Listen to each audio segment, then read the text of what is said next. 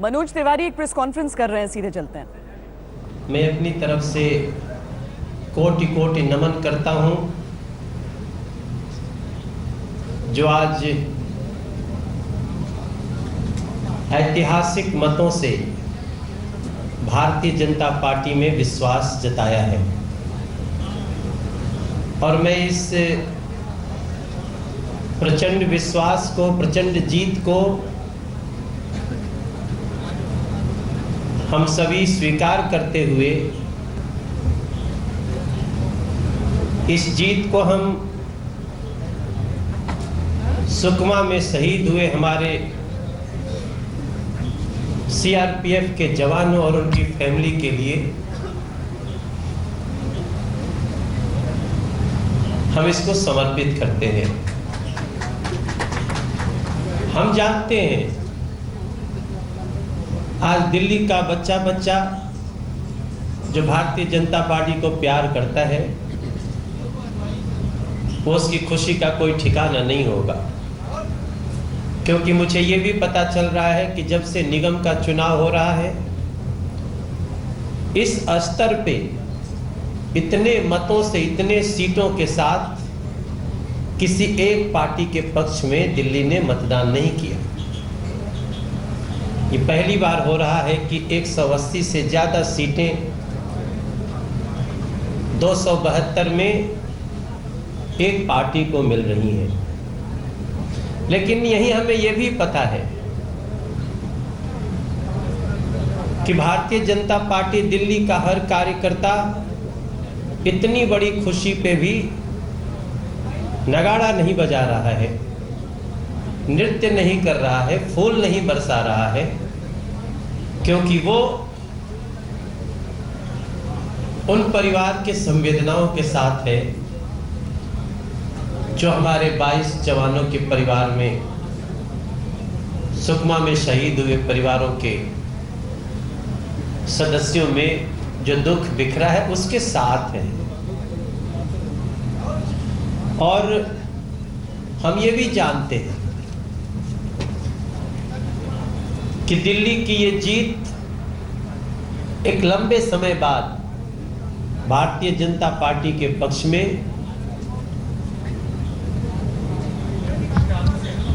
नरेंद्र मोदी के नीतियों में विश्वास करने वाली है। ये जीत नरेंद्र मोदी जी के 3 साल के सरकार के कार्य, उनकी नीतियों की है।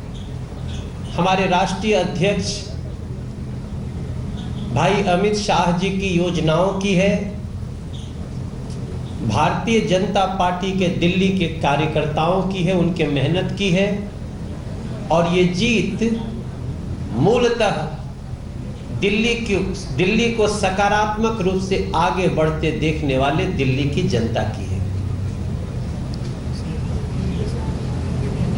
मैं अपनी तरफ से केंद्र से इस चुनाव के लिए जिम्मेदारी पे लगाए राष्ट्रीय उपाध्यक्ष और राज्यसभा सांसद श्री विनय सहस्रबुद्धे जी के साथ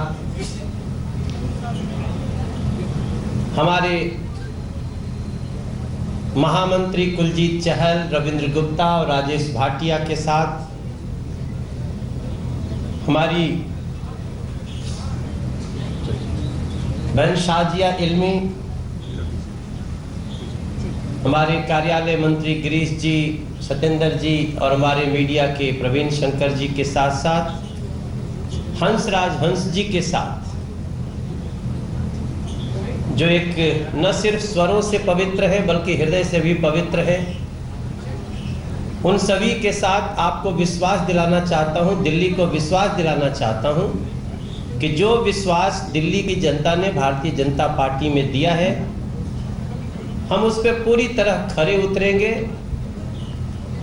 और जो खुशियां दिल्ली का हक है हम उसे देने के लिए दिन रात एक कर देंगे। हमारे लिए चुनाव का रिजल्ट जरूर हो गया, लेकिन हमारे लिए कार्य करने का, गलियों में भागने का, लोगों से जुड़ने का, लोगों से दिल तक पहुंचने का जो कार्य है वो न तो रुका है और न तो रुकने वाला है। मनोज तिवारी अगर झुग्गियों में रह करके उनकी समस्याएं दूर करने का कार्य शुरू किया तो इस रिजल्ट के साथ खत्म नहीं होने वाला है, बल्कि वो और बढ़ने वाला है। मैं जिन जिन झुग्गियों में रहा हूं वहां भी पुनः जाऊंगा। जिन जिन गांवों में रहा हूं, नजफगढ़ के, मुंडका के, नरेला के, अलीपुर के, बदरपुर के, उन गांवों में मुझे फिर जाना है और जहां नहीं पहुंच पाए हैं वहां भी हमें पहुंचना है, क्योंकि यात्रा तो अभी जारी है। आज के दिन मैं बहुत धन्यवाद देना चाहता हूं भारतीय जनता पार्टी दिल्ली प्रदेश के तरफ से श्री नरेंद्र मोदी जी को। उनके द्वारा गरीबों के लिए उठाया गया हर कदम हमारे लिए जीत का कारण बना। उनके द्वारा महिलाओं के हक में, महिलाओं की सुरक्षा के लिए, जवानों के लिए, चाहे वो 1 रैंक पेंशन हो, 1 रैंक 1 आरोपी का डिसीजन हो, किसानों के फसल बीमा की बात हो, 1 रुपया में 2 लाख की बीमा की बात हो, या फिर 125 करोड़ के भारत के हर व्यक्ति के दर्द को उसके पास बैठ करके समझने और उसको निदान करने की बात हो, वो सारी चीजें हमारी जीत का कारण बनी है। हमें आज पंच परमेश्वर सम्मेलन याद आ रहा है। रामलीला मैदान खचाखच भरे, रामलीला मैदान में जगह कम पड़ जाए, आज हमको याद आ रहा है। हम लोग उसको बोल नहीं सकते, इसलिए नहीं बोल सकते कि वो प्यार और विश्वास हमें दिख रहा था, लेकिन हमें दुख जरूर है कि दिल्ली के मुख्यमंत्री पद पे बैठा व्यक्ति, जिसको दिल्ली के गलियों में ईंट से ईंट सजाना चाहिए, वो ईंट से ईंट बजाने की बात करता है। मुख्यमंत्री पद पे बैठ के लोगों को जीवन देते हैं, खुशियां बांटते हैं। इतिहास में पहली बार हमने देखा इस चुनाव के दौरान मुख्यमंत्री के पद पे बैठा व्यक्ति दिल्ली के लोगों को धमकी दे रहा है, बददुआएं दे रहा है, शराब दे रहा है, उसको डेंगू चिकनगुनिया बांटने की धमकी दे रहा है। उसके बाद भी हम चुप रहे। बिजली पानी का दाम कम करने वाला मुख्यमंत्री बिजली पानी का दाम बढ़ाने की धमकी दे रहा है। आज हम उसकी निंदा भी करना चाहते हैं। हम हमेशा सकारात्मक रास्ता पकड़ के आगे जाना चाहते हैं, और कुछ लोगों ने दिल्ली को निगेटिविटी के दलदल में फंसाने का जैसे प्रतिज्ञा कर रखा हो। हमारी दिल्ली कुतुब मीनार की दिल्ली है, हमारी दिल्ली लाल किले की दिल्ली है, हमारी दिल्ली लोटस टेम्पल की दिल्ली है, हमारी दिल्ली जामा मस्जिद की दिल्ली है, हमारी दिल्ली छतरपुर मंदिर की दिल्ली है, हमारी दिल्ली कालका मंदिर झंडे वालान की दिल्ली है। हमारी दिल्ली इतिहास की धरोहर है। यहाँ हर गली में एक इतिहास बसता है, 200 साल, 500 साल, हजारों साल का। लेकिन उस दिल्ली की चर्चा कैसे होती है जिसे लगता है हर दिन मुख्यमंत्री के बयान से निगेटिविटी की दुर्गंध फैलाई जा रही है। मैं दिल्ली की जनता का धन्यवाद करता हूं, उसने इस दर्द को समझा है और आज ऐसे पार्टियों को नकार दिया है जो लोग सिर्फ नकारात्मक बातें करते हैं, नकारात्मक राजनीति करते हैं, कानून तोड़ते हैं, गैर संवैधानिक रास्तों पे चलने की बात करते हैं। हमारे लिए ये इमोशनल दिन है। हमारे सभी भारतीय जनता पार्टी के कार्यकर्ता जो दिल्ली के हैं, मुझे इस समय सबका चेहरा याद आ रहा है। शुरू हो गए लोग, हम किसी गली में जाते थे, हमारी ड्यूटी लगती थी, आज इस वार्ड में जाना है, पहले से 1000 लोग इंतजार कर रहे हैं, 2 घंटे देरी हुई फिर भी खड़े हैं, उसी उत्साह से नारे लगा रहे हैं। हम अगर बस पे खड़े हो गए तो सब पैदल चल रहे हैं, महिलाएं, बच्चे, बूढ़े। आज हमें वो दृश्य याद आ रहा है। हम सड़कों पे चल रहे हैं, ऑटो रोक रोक करके हाथ हिला रहे हैं, टैक्सियों से झांक रहे हैं। टैक्सी ड्राइवर अपने सवारी को बता रहा है, देखो देखो मनोज भैया जा रहा है, देखो देखो बीजेपी की गाड़ी जा रही है, देखो देखो नरेंद्र मोदी की फोटो लगी है। वो सारे दृश्य आज हमको याद आ रहे हैं। और ये जीत जितनी ऐतिहासिक है उतनी बड़ी हमारी जिम्मेदारी है और हम उसको स्वीकार करते हैं। जनता का हर आदेश हमें स्वीकार है। इस दिल्ली में जब 70 में से 67 सीटें बीजेपी के अगेंस्ट एक पार्टी को चली गई तो भी हमने कहा था हम जनता के जनादेश का सम्मान करते हैं। लेकिन आज दूसरी तरफ स्थिति देख लीजिए, लोग कह रहे हैं हम आंदोलन करेंगे। किसके खिलाफ आंदोलन करोगे? जनता के खिलाफ। जनता की ईंट से ईंट बजाओगे? ये जनता इतनी लोकतंत्र है ये, जिसमें जनता इतनी महत्वपूर्ण है, इतनी ताकतवर है कि इन्हीं के लिए कभी रामधारी सिंह दिनकर जी ने लिखा था कि सदियों की ठंडी बुझी आग सुखबुखा उठी, मिट्टी सोने का ताज पहन इतराती है, दो राह समय के रथ का घर घर नाद सुनो, सिंहासन खाली करो कि जनता आती है। और सिंहासन खाली करना पड़ेगा, ऐसे हमारे दिल्ली की जनता ने लोगों को हुंकार भर दी है। जिस पार्टी को 70 में 67 सीट मिलती हो उसको 272 में 67 वार्ड ना मिले। आज मैं याद दिलाना चाहता हूं दिल्ली के मुख्यमंत्री पद पे बैठे व्यक्ति का, जिन्होंने राइट टू रिकॉल किया था, आदरणीय वेंकैया नायडू जी। उन्होंने हमारे लिए सभा भी की थी, वो यहाँ पे उपस्थित है। ये हमारा सौभाग्य है कि वो स्वयं उपस्थित हो रहे हैं। हम उनका स्वागत करते हैं आपके बीच में, आदरणीय वेंकैया नायडू जी का।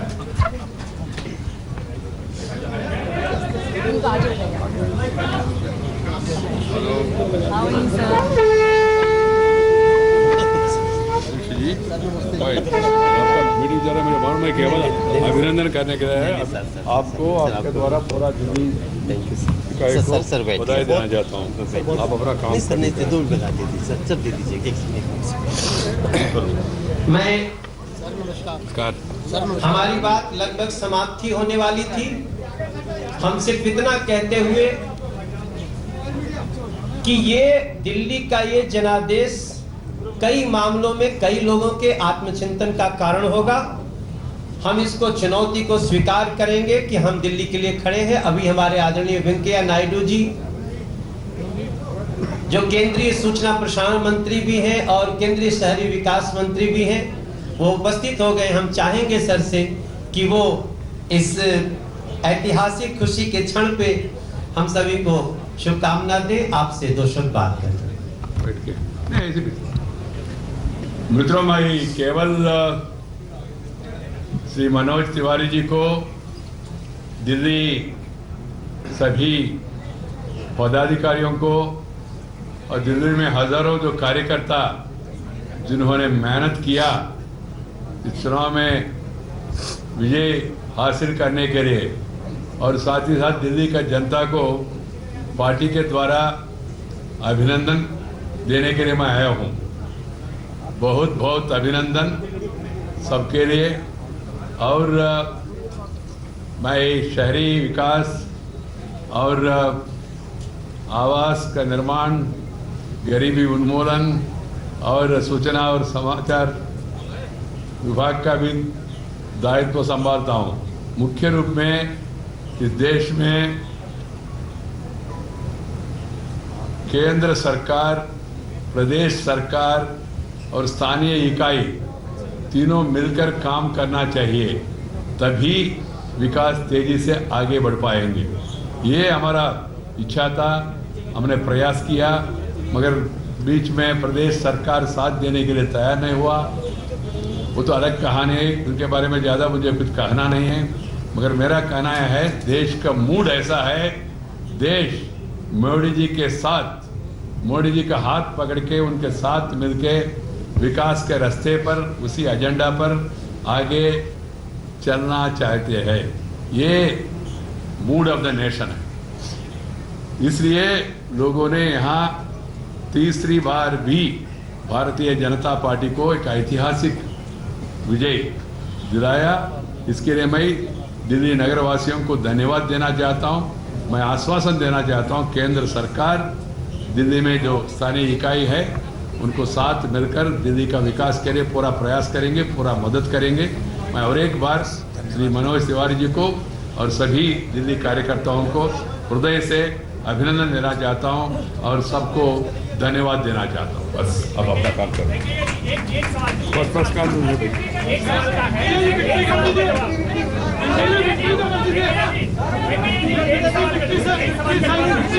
अच्छा पूछ लीजिए। दिल्ली में आपकी जीत हुई है, ये बात सही है, लेकिन एडमिनिस्ट्रेटिव लेवल पर बदले नहीं, पहले भी एमसीडी में बीजेपी थी, अभी है, तो क्या केंद्र सरकार से डायरेक्ट फंड आएंगे तो वाया दिल्ली सरकार? देखेंगे, आपका सुझाव को भी ध्यान में रखेंगे, पुराना अनुभव क्या है उसको भी ध्यान में रखेंगे, आपका सुझाव को भी ध्यान में रखेंगे, ध्यान में रख के मिलकर के अभी भी हम लोग प्रदेश सरकार को भी साथ लेकर आगे बढ़ना चाहते हैं। मगर वो साथ देगा नहीं देगा वो खुद तय करेंगे। मगर मेरा कहना इतना है, एक शुभ अवसर है, अच्छा मौका दिया लोगों ने, इच्छा इससे बाहर आया। इच्छा क्या है? दिल्ली आगे बढ़ना चाहिए, तो तभी संभव होगा केंद्र के साथ मिलकर काम करें।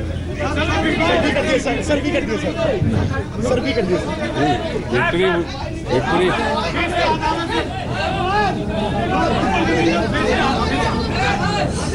भाई आपका परिवार वाले पीछे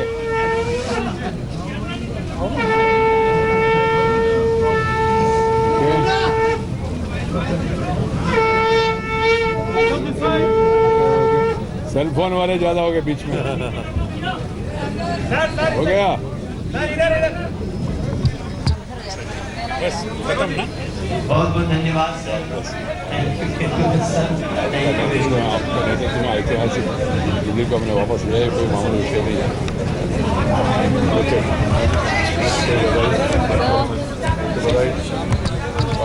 जीतने के बाद मैं आप सभी को, आप सबके अपने तरफ से आदरणीय वेंकैया जी को धन्यवाद देते हैं।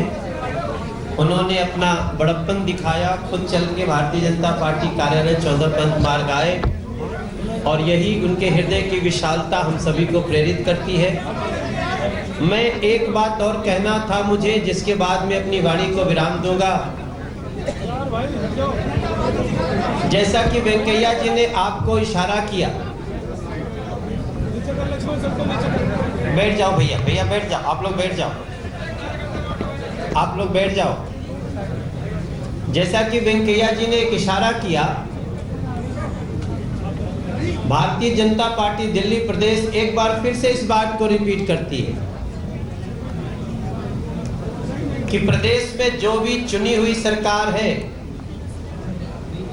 हम उससे अपेक्षा करते हैं कि वो दिल्ली की समस्याओं को दूर करने में एमसीडी के साथ कदम से कदम मिला करके सहयोगी रवैया अपनाते हुए कार्य करें।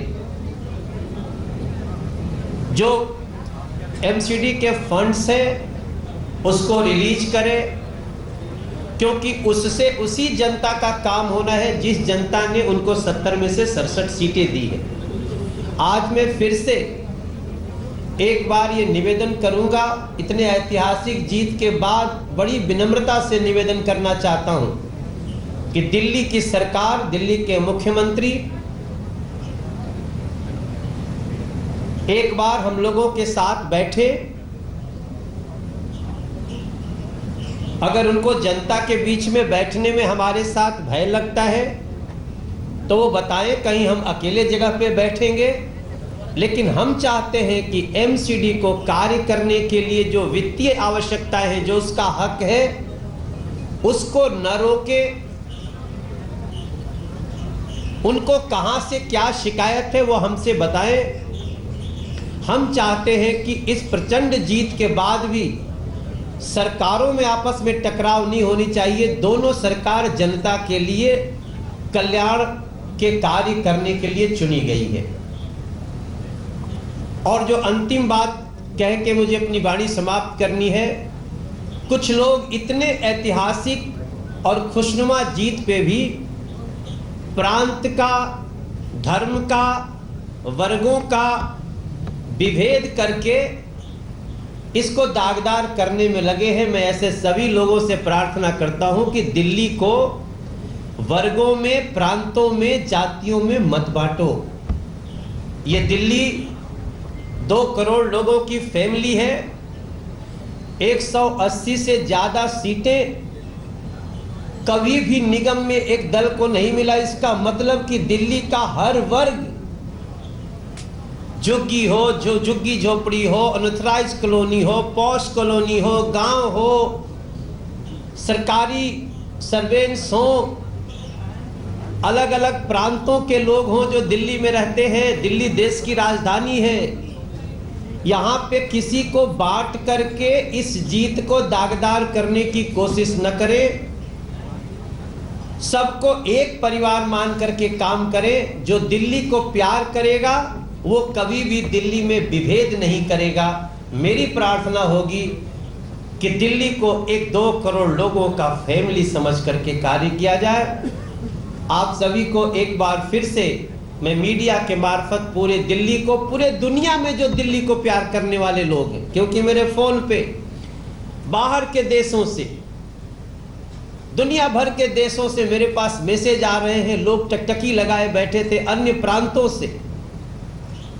हमने आज जो ये जीत में ढोल नगाड़े का सेलिब्रेशन नहीं करने का निर्णय लिया, मुझे छत्तीसगढ़ के सीएम का स्पेशली फोन आया कि दिल्ली बीजेपी के इस भाव से पूरे छत्तीसगढ़ के लोग और शहीदों के परिवार के लोग को बहुत राहत मिली, बहुत सांत्वना शक्ति मिली है।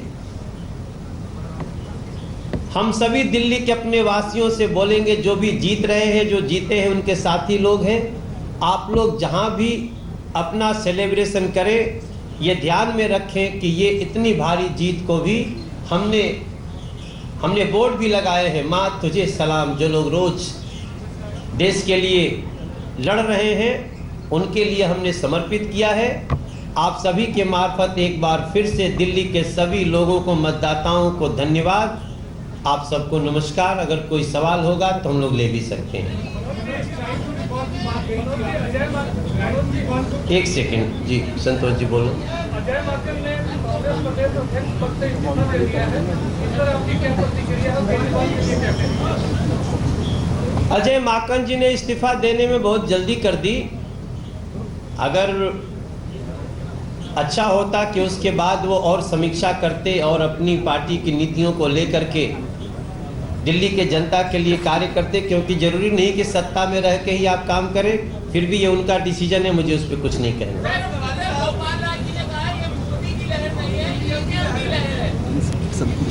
मैंने एक लाइन कही है कि आम आदमी पार्टी निगेटिविटी के दलदल में फंसी जा रही है, उसको निगेटिव बात करने दीजिए।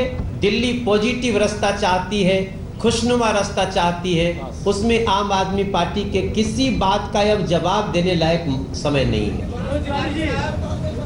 आम आदमी पार्टी के मैनिफेस्टो में था कि हाउस टैक्स माफ करेंगे, हुकूमत आएगी, बीजेपी की हुकूमत आ गई। इस बारे में बीजेपी क्या स्टैंड है? अब देखिए, उन्होंने तो कहा था कि हाउस टैक्स माफ करेंगे, तब भी पब्लिक ने कहा भैया हम झूठ पे नहीं विश्वास करेंगे। लोग घरों को सुविधा चाहते हैं, लोग पानी चाहते हैं। दिल्ली के लोग मुफ्त में कुछ नहीं चाहते। वो कहते हैं आप हमें पैसा लेकर भी सुविधा दे दो। ये सुविधाएं चाहते हैं और दिल्ली उस तरफ बढ़ रही है। अब उनको सोचना पड़ेगा एक बार कि हम एमसीडी को सहयोग करें और एमसीडी परफॉर्म करें और दिल्ली सरकार भी परफॉर्म करे, निगेटिविटी हटाए। मेरा सवाल ये है कि श्याम जाजू जी और विनय सहस्त्रबुद्धे जी के साथ काम का अनुभव कैसा रहा आपका? अब इतना प्रचंड जीत के बाद वो काम के अनुभव पूछा तड़ा, अब क्या पूछे?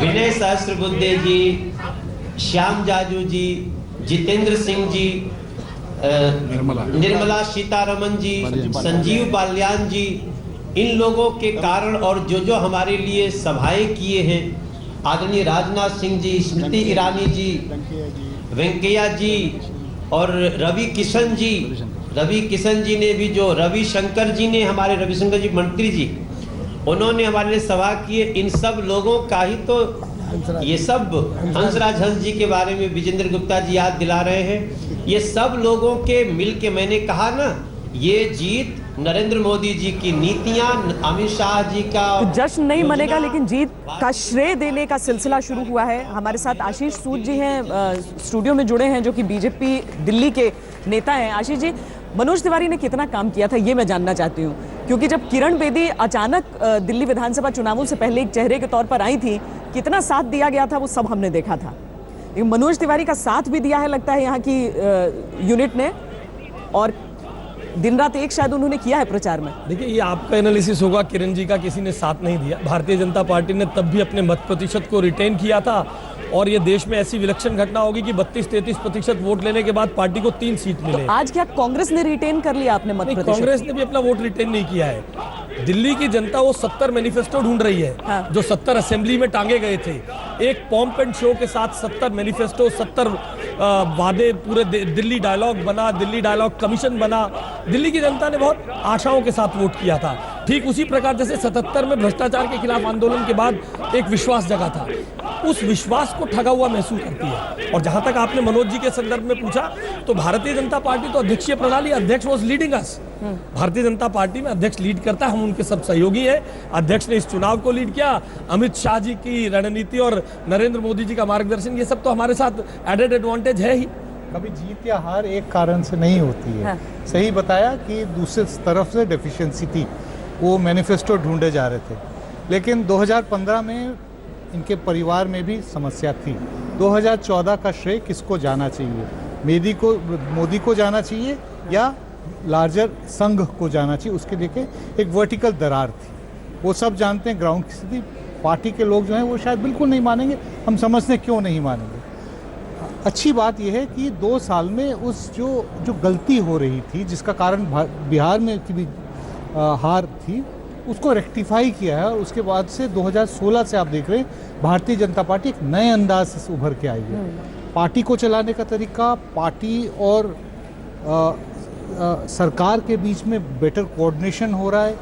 सरकार और संघ के अंदर एक कोऑर्डिनेशन हो रहा है, और जिसका फल एक के बाद एक चुनाव में दिख रहा है। श्वेता, मैं ये कहना चाह रही हूँ, जैसे ये निरंजन कह रहे हैं, सूद साहब भी कह रहे हैं कि जो भाजपा के पास में संघ की छत्र छाया में भाजपा है, और जबकि यहाँ पर जब भी थोड़ा बहुत तनाव हो तो अगर वो मिट रहा है जी, तो ये जो एक है इनके पास में, वो कांग्रेस या कि आम आदमी पार्टी के पास में ये नहीं है। ये बुनियादी जो एक इनके पास में एक नींव है संघ की, वो ना कांग्रेस के पास में है ना आम आदमी पार्टी के पास में। मुझे लगता है इसका आकलन करने के लिए सबसे अच्छे व्यक्ति हमारे साथ जुड़े हैं। अरविंदर सिंह लवली हमारे साथ जुड़ गए हैं। लवली जी, बीजेपी में आप आए, बीजेपी की ऐसी जीत हुई, बधाई हो आपको।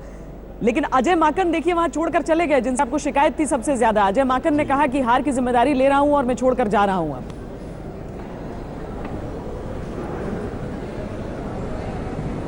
देखिए, निश्चित तौर पर मैंने पहले भी ये कहा था कि सवाल ये पैदा होता है कि किस नीयत के साथ पॉलिटिकल पार्टीज चुनाव लड़ने के लिए जा रही है। कांग्रेस पार्टी के अपने लीडर, और ये मैं नहीं कह रहा हूँ, वो लीडर कह रहे हैं जो आज भी कांग्रेस पार्टी में है, वो कह रहे हैं कि अनफेयर मीन्स जो है वो यूज हुए टिकट्स की डिस्ट्रीब्यूशन में। तो जो उम्मीदवार पैसे देके टिकट लेके आया हो, उसे दिल्ली के लोग कैसे उम्मीद कर सकते हैं कि वो ईमानदारी के साथ जो है वो दिल्ली के लोगों की या नगर निगम चलाने की सेवा करेगा।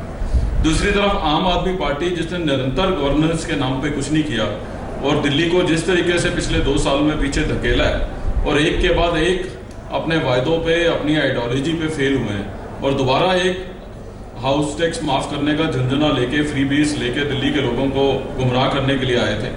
और तीसरी तरफ भारतीय जनता पार्टी, जिसने ऐतिहासिक रूप से ये फैसला लिया और तमाम अपनी लीडरशिप चेंज करके एक फ्रेश लुक कॉरपोरेशन को देने का, एक फ्रेश गवर्नेंस का वादा करके लेके आए। और निश्चित रूप से अभी मैं आशीष जी को सुन रहा था कि प्रधानमंत्री जी की और अमित शाह जी की लीडरशिप, जिसकी वजह से शायद मैंने भारतीय जनता पार्टी ज्वाइन की है, उससे देश के लोगों को और दिल्ली के लोगों को बहुत अपेक्षा थी। जहाँ तक रही बात अजय माकन जी की, तो अब क्योंकि मैं भारतीय जनता पार्टी में आ गया हूँ, मैं तो कांग्रेस हाईकमान को और कांग्रेस की लीडरशिप को यही अपील करूंगा कि इनको कंटिन्यू रखना चाहिए, क्योंकि वही भारतीय जनता पार्टी की सेहत के लिए जो है ज़्यादा अच्छा है।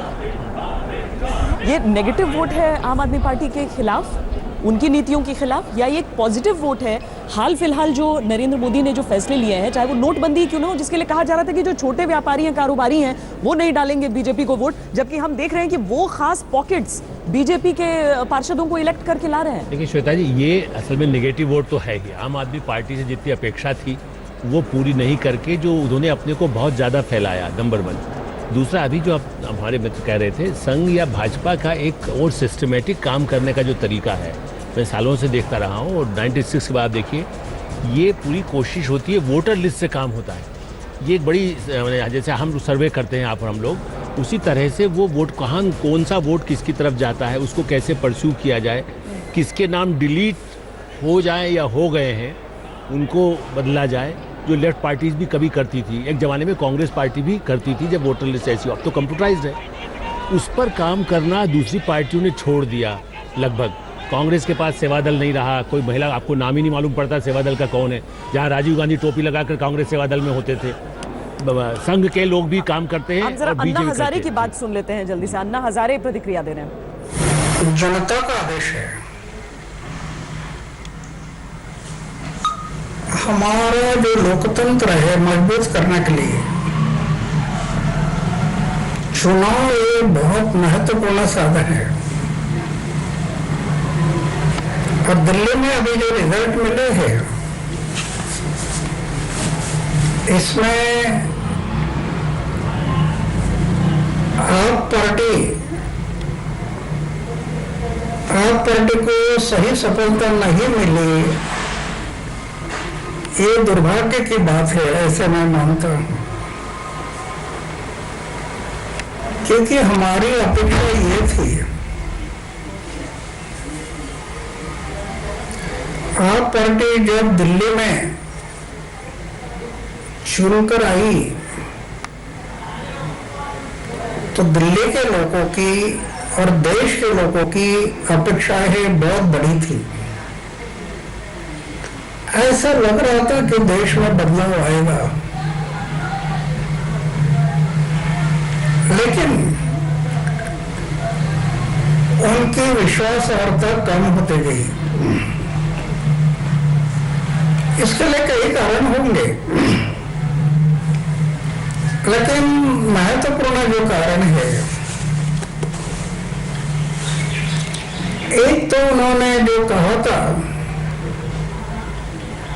कि हम अगर चुनकर आ गए, हम अगर सत्ता में आ गए तो सरकार का बंगला नहीं लेंगे, गाड़ी नहीं लेंगे, तनख्वाह नहीं लेंगे,